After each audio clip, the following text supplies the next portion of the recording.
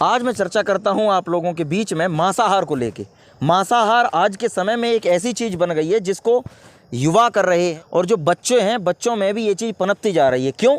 क्योंकि वो ये चीज़ देख रहे हैं कि हमारे बड़े, हमारे अधिक ताकतवर, बच्चों में ये चीज़ होता है। जब हम बचपन में थे तो ये चीज़ देखते थे कि भाई इसका शरीर बहुत मजबूत है, तो हम भी बड़ी जल्दी से उत्सुकता के साथ ये चाहते थे कि हम अपना शरीर बहुत मजबूत कर लें, दिखने में एकदम आकर्षक होना चाहिए, ऐसी चौड़ी छाती, बड़े बड़े हाथ होने चाहिए।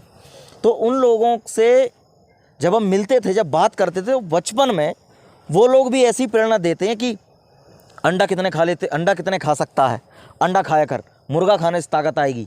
और आज भी ये चीज़ खूब प्रचलन में है।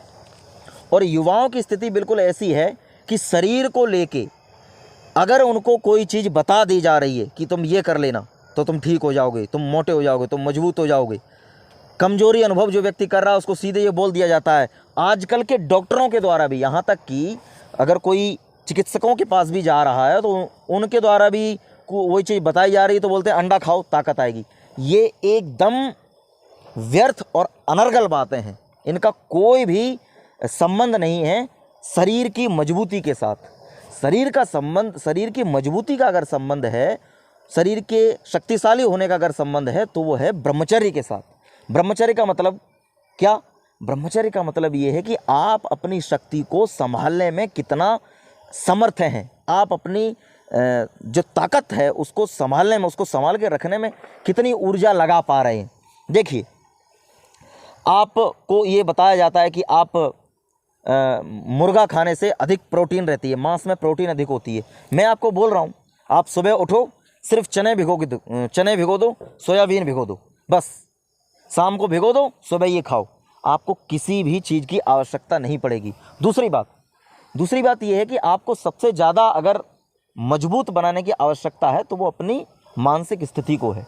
ये इतना कूड़ा कचरा, मैं खुद कह रहा हूँ, कोई भी मांस खाने वाला व्यक्ति है, मुझसे कुश्ती कर ले आके, पता चल जाएगा मैंने तो कभी मांस नहीं खाया है, आज तक कभी खाया ही नहीं है।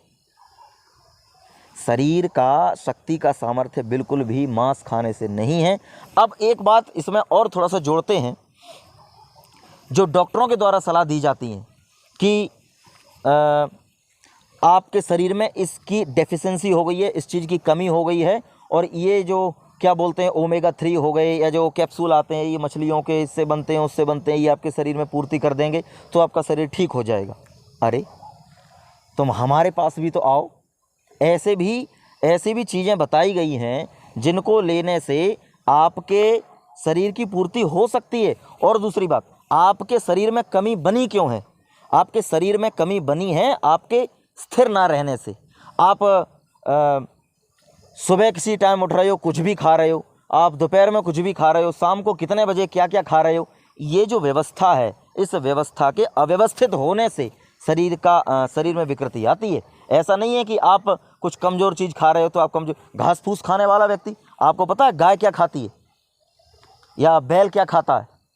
वो बैल कभी ऐसा होता है कि उसका सुबह के लिए वो पोहा खाएगा, फिर वो दोपहर में उसके लिए पराठे मिल जाएंगे, या फिर अलग अलग तरीके की चीज़ें खाता है? ऐसा तो नहीं होता ना। बैल को आप रोज़ एक ही चीज़ डालते हो, लेकिन ये है, कभी देखना, प्रकृति के साथ चलने वाले लोग होते हैं ये। कोई भी जीव, मनुष्य को छोड़ के कोई भी जीव ऐसा नहीं है जो सूर्य उदय से पहले न जाग जाता है। उठते हैं सुबह, आप डालते हो, खाना डालते हो उनके लिए, तुरंत वो खाते हैं, भरपेट खाते हैं, एकदम बढ़िया खाते हैं, और वही दोपहर में, वही शाम को डालते हो, वही उनका एक ही चलता है। लेकिन वो क्या है? संतुलन में है। तो अगर आप संतुलन में रह रहे हो, खाने से कोई मतलब नहीं इस चीज़ का। अगर आप संतुलन में रह रहे हो, व्यवस्था से रह रहे हो, आप वही चीज़ खा रहे हो और व्यवस्थित खा रहे हो, समय पे खा रहे हो, तो वही चीज़ आपके लिए शक्ति प्रदान करने लगेगी। स्थिरता की आवश्यकता होती है।